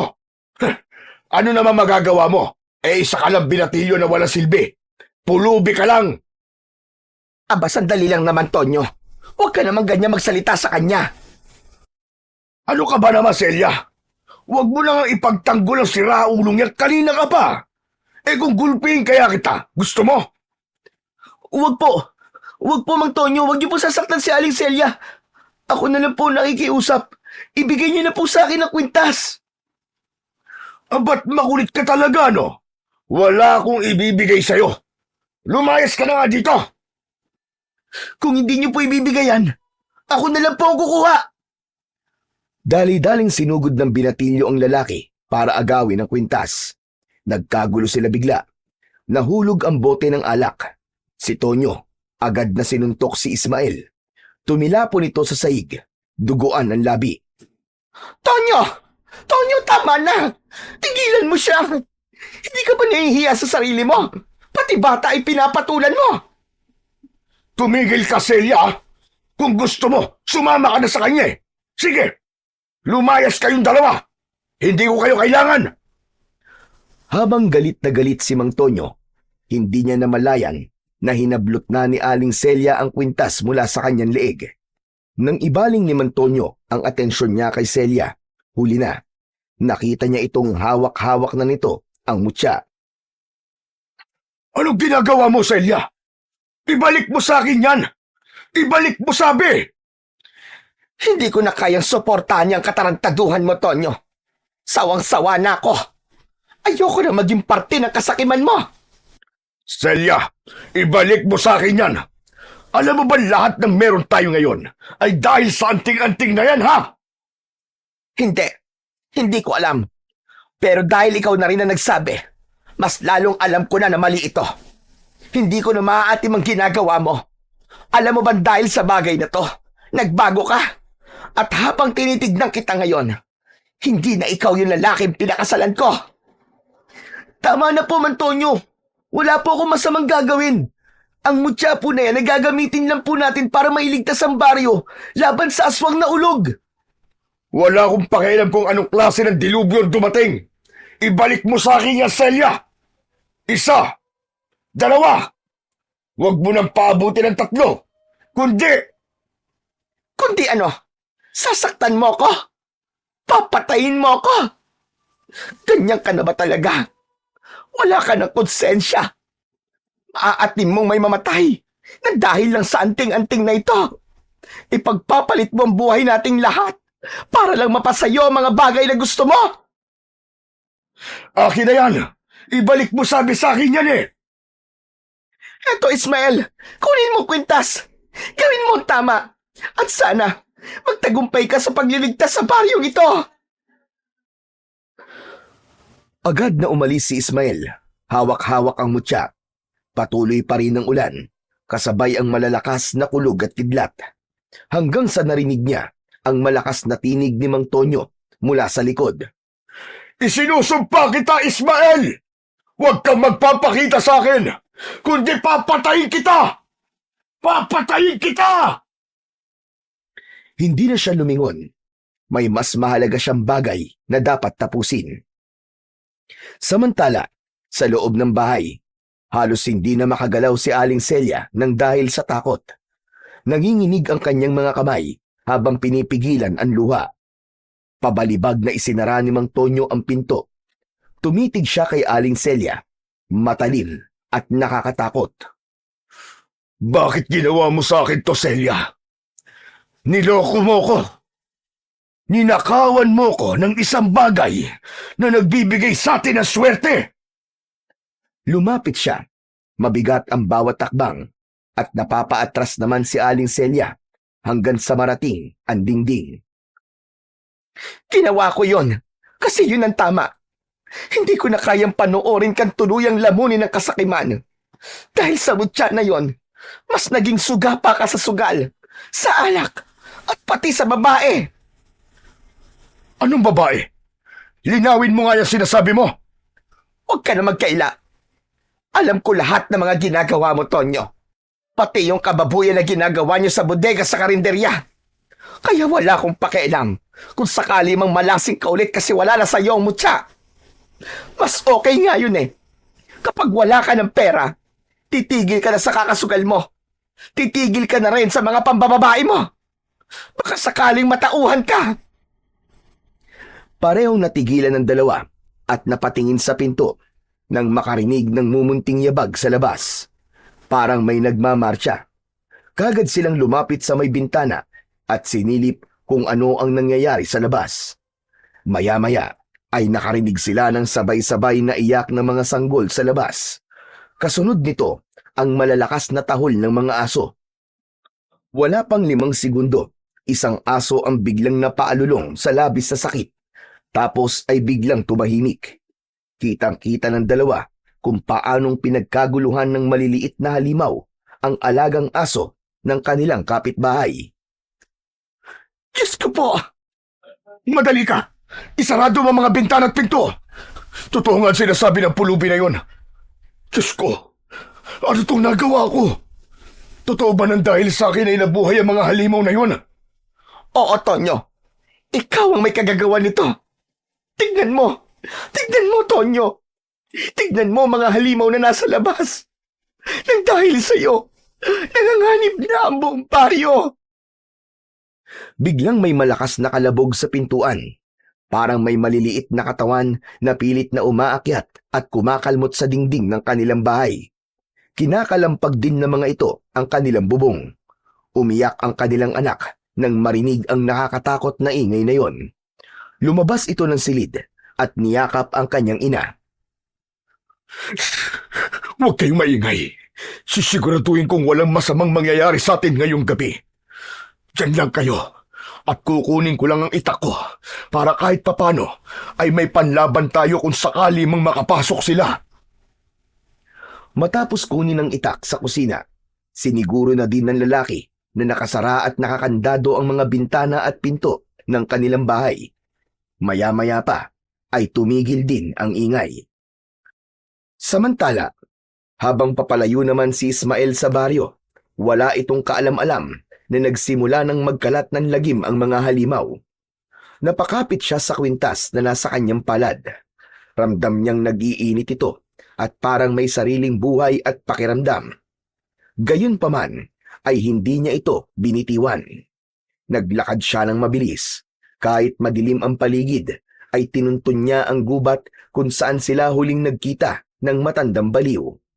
Ngayong buhay na ang ulog at ang mga kampo nito, alam niyang ang matandang lalaki lang ang maaaring makatulong sa kanila dahil ito lang ang nakakaalam kung paano gamitin ang mutya at kung paano matatalo ang mga halimaw.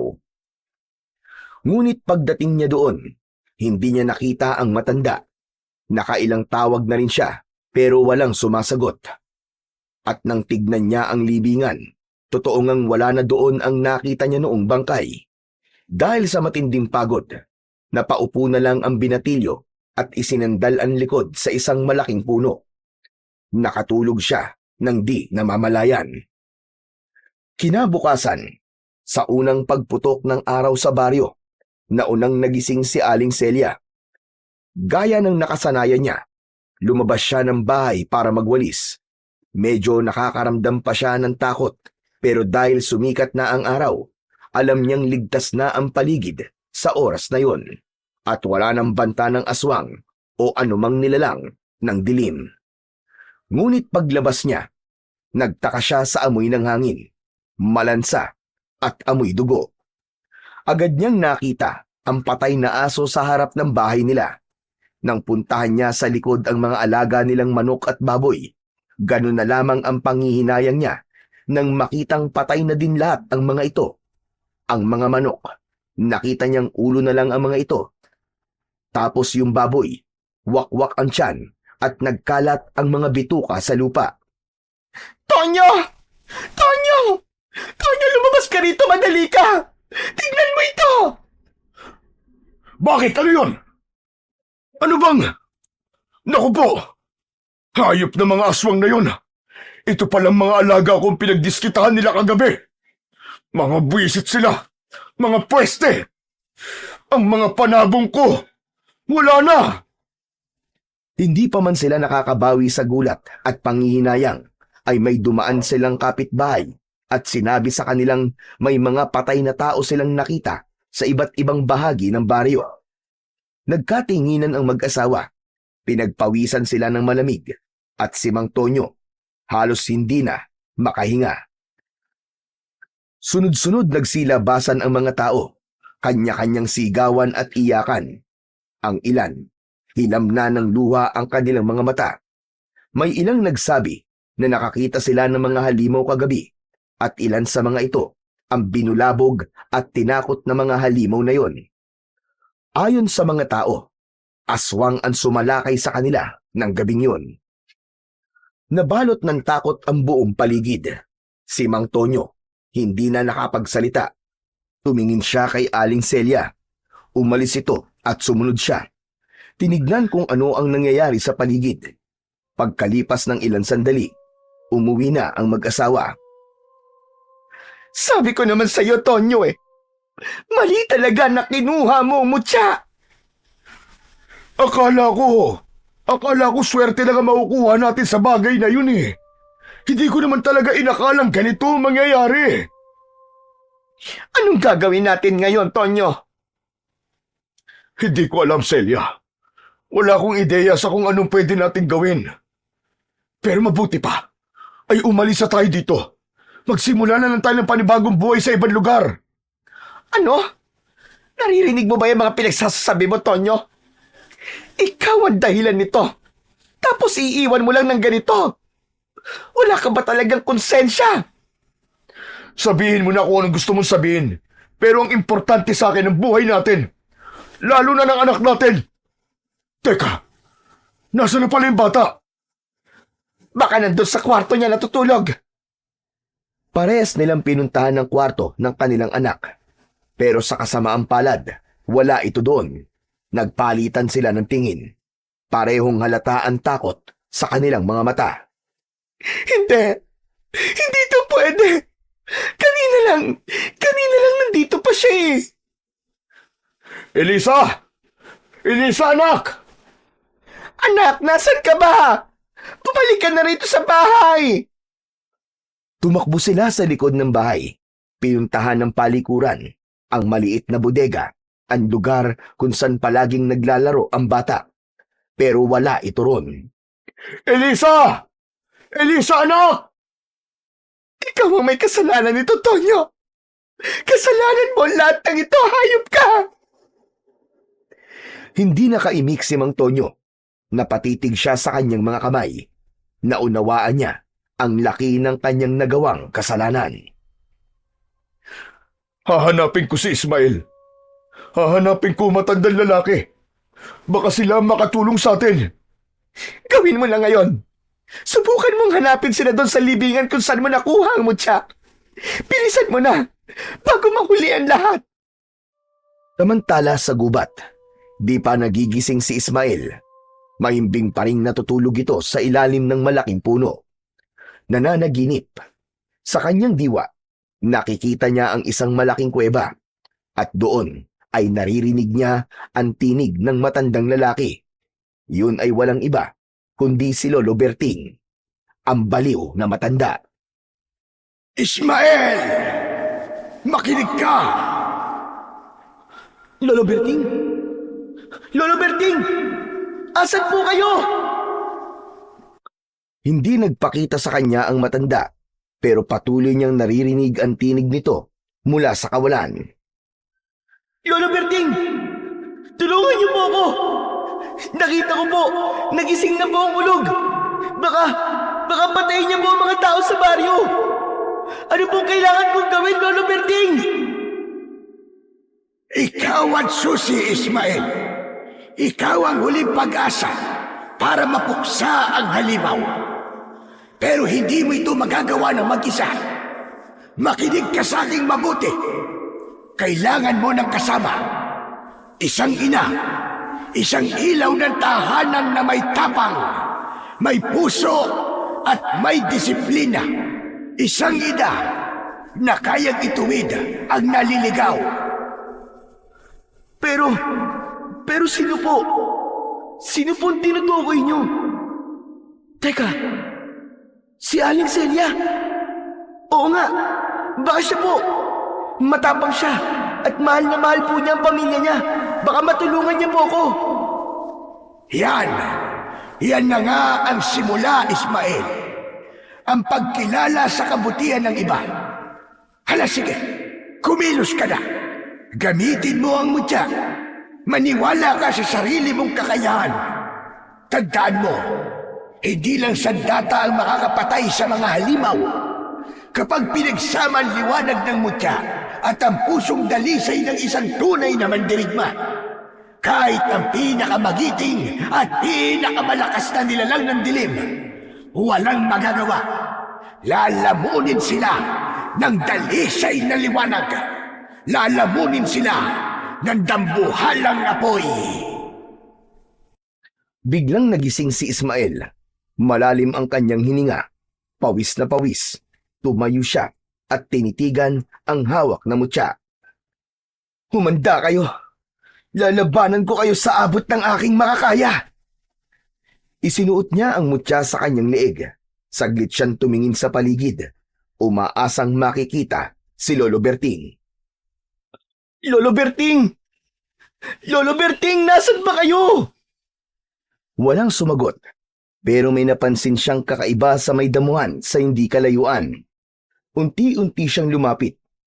Huminto ang kanyang mga paa nang tuluyang makita niya ang nakabulagtang katawan ng matanda.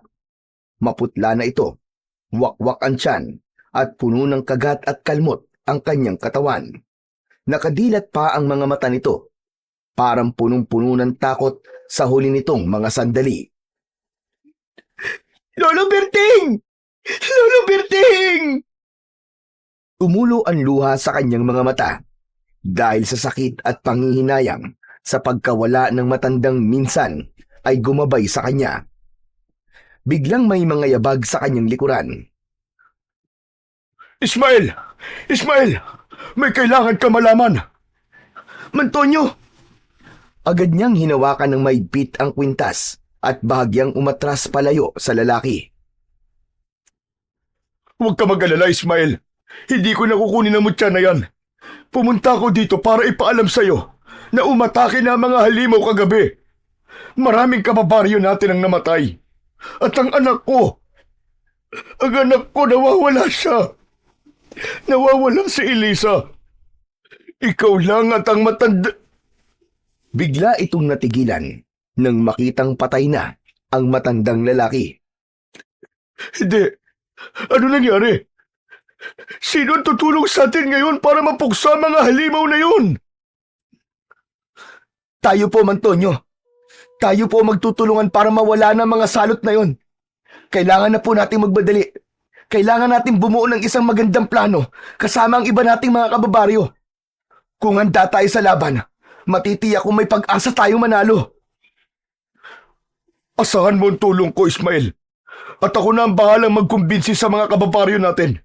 Basta ipangako mo sa akin na hahanapin natin si Elisa pagkatapos ng laban na to.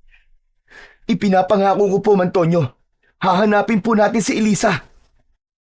Lumakad na ang dalawa at umuwi na sa baryo. Kaagad na nakipag-ugnayan si Mang Tonyo sa mga namumuno sa barangay.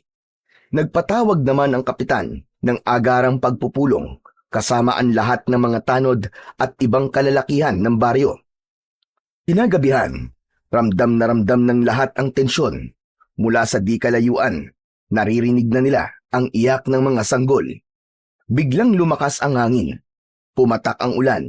Biglang umalingasaw ang masangsang na amoy. Parang may halong dugo. Narinig nila ang malakas na singasing ng ulog. Naghintay ang binatilyo sa labas. Ilang sandali pa, narinig na nila ang pagmamarcha ng maliliit na paa. Paparating na ang mga tiyanak. Naghanda si Ismael. Tangan niya sa kanyang kamay ang isang espada na ibinigay sa kanya ng kanilang kapitan. Bagamat hindi masabi kung saan o ano ang pinagmulan ng sandata, naging komportable si Ismael sa pagkakahawak dito. Ilang sandali pa ay nasa harapan na niya ang ulog at ang mga tiyanak. Ang mga mata nila ay naglalagablab na parang apoy. Suot mo ang mutya! Akala mo ba mapipigilan mo ako? Hindi lang kita pipigilan! Wawasakin pa kita! Sige! Subukan mo! Isa ka lamang paslit sa palingin ko. Mahina kang nilalang! Biglang gumapang palapit ang ulog at sumugod kay Ismael. Agad itong umiwas, gumulong sa lupa. Habang iniwasan niya ang pagsalakay ng aswang, parang may naririnig siyang mga bumubulong. May nagsasabi sa kanya kung ano ang kanyang gagawin. Tumayo ang binatilyo at buong tikas na hinarap muli ang aswang na ulog. Kung ano ka man, hindi ka mananalo kasi masama ka. Kailanman, hindi nanalo ang kasamaan laban sa kabutihan. Hinubad niya ang mutya sa kanyang liig at inilagay ito sa hawakan ng kanyang espada. Itinaas niya ito ng nakaturo sa langit at pagkatapos ay itinutok ito sa aswang na ulog. Mula rito, kumawala ang isang bugso ng liwanag. Tumama ito sa katawan ng aswang. Napasigaw ito sa labis na sakit. Nagsimulang mabulok ang balat nito, pero mabilis din itong umatras. Inutusan itong sumugod ang kanyang mga kampon na tiyanak. Tumakbo ang mga ito papalapit kay Ismael. Handang pagpiestahan ang payat na katawan ng binatilyo. Nasaktan siya sa unang bugso ng paglusob. Isang tiyanak ang kaagad na kumagat sa kanyang braso. Isa pa'y humablot sa kanyang damit at kinalmot ang kanyang dibdib. Nanginig siya sa sakit, pero nanatili siyang matatag. Hindi niya magawang saktan ng mga maliliit na nilalang dahil yon ang ibinubulong sa kanya ng tinig. Mula sa loob ng kabahayan ay lumabas ang mga tao, kabilang na si Aling Celia. May bitbit itong pamalo sa kanyang mga kamay. Hoy! Mga pasaway na bata kayo! Tigilan nyo na yan! Huwag kayong manakit! Umayos kayo! Isa! Dalawa! Tila isang himala naman ang sumunod na nangyari. Binitiwan ng mga tiyanak si Ismael at isa-isang nagsipag atrasan. Parang mga batang nahuling gumagawa ng kalokohan. Parang mga batang natakot ang mga tiyanak. Yumuko sila at nagsimulang umiyak. Hindi lang dahil sa sigaw ni Aling Celia, kundi dahil may naramdaman silang hindi nila maipaliwanag. Isang takot na may halong lungkot. Mga walang silbi! Mabilis na sumugod ang aswang na ulog, mas mabigat at mas mabilis kaysa kanina. Ngunit sa pagkakataong yun, hindi na nagpabaya pa si Ismael. Mabilis niyang itinaas ulit ang kanyang espada. Nakaturo sa langit, at mula sa dulo nito, isang nakakasilaw na liwanag ang kumawala. Himalang tila biglang nagliwanag ang langit. Tumigil ang ulan, nagsimulang gumalaw ang mga ulap, at sa gitna ng liwanag, nagpakita ang isang gintong dragon. Bumaba ang dragon mula sa langit at unti-unting nag-anyong gintong liwanag. Ang liwanag ay bumalot sa buong katawan ni Ismael. Napapikit siya sa sobrang lakas ng enerhiya. Nang dumilat siya, nakalutang na siya sa ere. Kasabay nito ay ang biglang pagbabago ng anyo ng mutya. Naging gintong apoy ito at kumalas mula sa espada. Dumapo ito sa kanyang kamay. Sa pagkakataong yun, ay binitiwan na niya ang kanyang espada. Ramdam ni Ismael ang panibagong lakas at naging mas matalas na rin ang kanyang pandama. Sumigaw ang aswang na ulog. Hindi ito umatras. Lalong tumindi ang galit sa kanyang muka.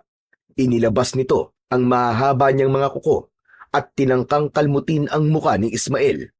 Ngunit mabilis ang ginawang pag-iwas ng binatilyo. Muling sumugod ang ulog. Hinampas nito si Ismael gamit ang kanyang mahabang buntot. Tinamaan ang braso ni Ismael at tumilapon siya. Tumama sa isang malaking puno. Napayuko si Ismael, napangiwi ng dahil sa sakit, pero hindi siya sumuko. Dahan-dahan siyang tumayo. Nagsimulang magliyab ang gintong apoy sa kanyang mga kamay. Pinikit niya sandali ang kanyang mga mata. Saka malakas na sumigaw.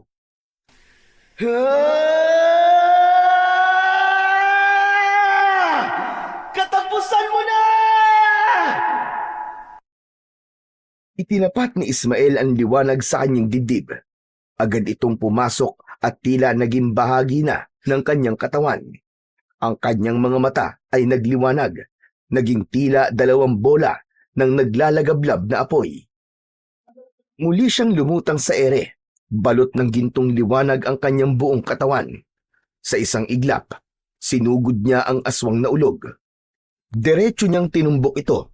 At sa bawat pulgada ng paglapit niya, lalong lumalakas ang liwanag sa kanyang katawan. Nasisilaw ang lahat, halos hindi nila makita kung ano ang nangyayari sa laban. Samantala, inihanda naman ng binatilyo ang kanyang kamao. Isang malakas na suntok ang binitiwan niya sa dibdib ng aswang na ulog. Isang malakas na sigaw ang binitiwan ng halimaw. At sa huling pagkakataon, natupok ang ulog. Walang natira, kundi abo. Unti-unting nawala ang liwanag sa katawan ni Ismael. Mula sa ulap, muling lumitaw ang gintong dragon. Umikot ito sa ere at dahan-dahang bumaba. Inikutan nito ang mga tiyanak at sa bawat pag-ikot, naglalabas ito ng banayad na ilaw na tumatama sa mga nilalang. Isa-isang nagbago ang kanilang mga anyo.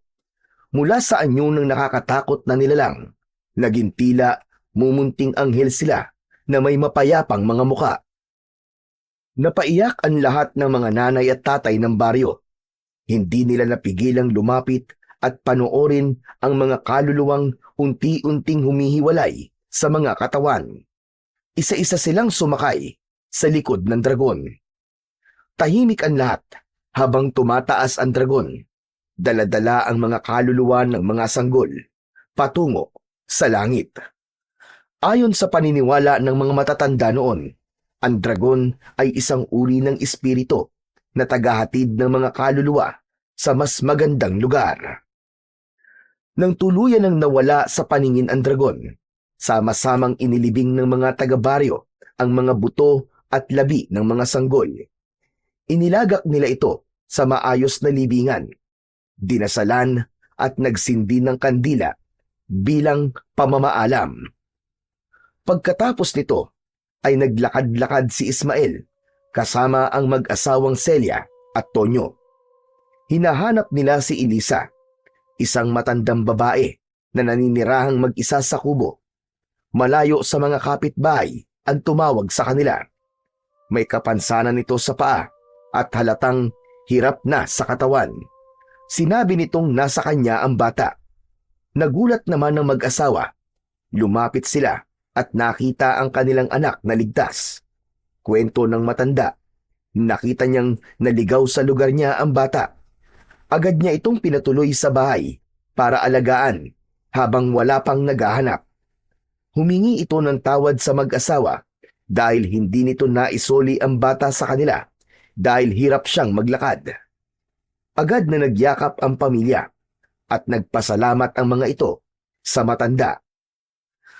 Mula ng araw na yon, nagbalik na ang katahimikan sa baryo.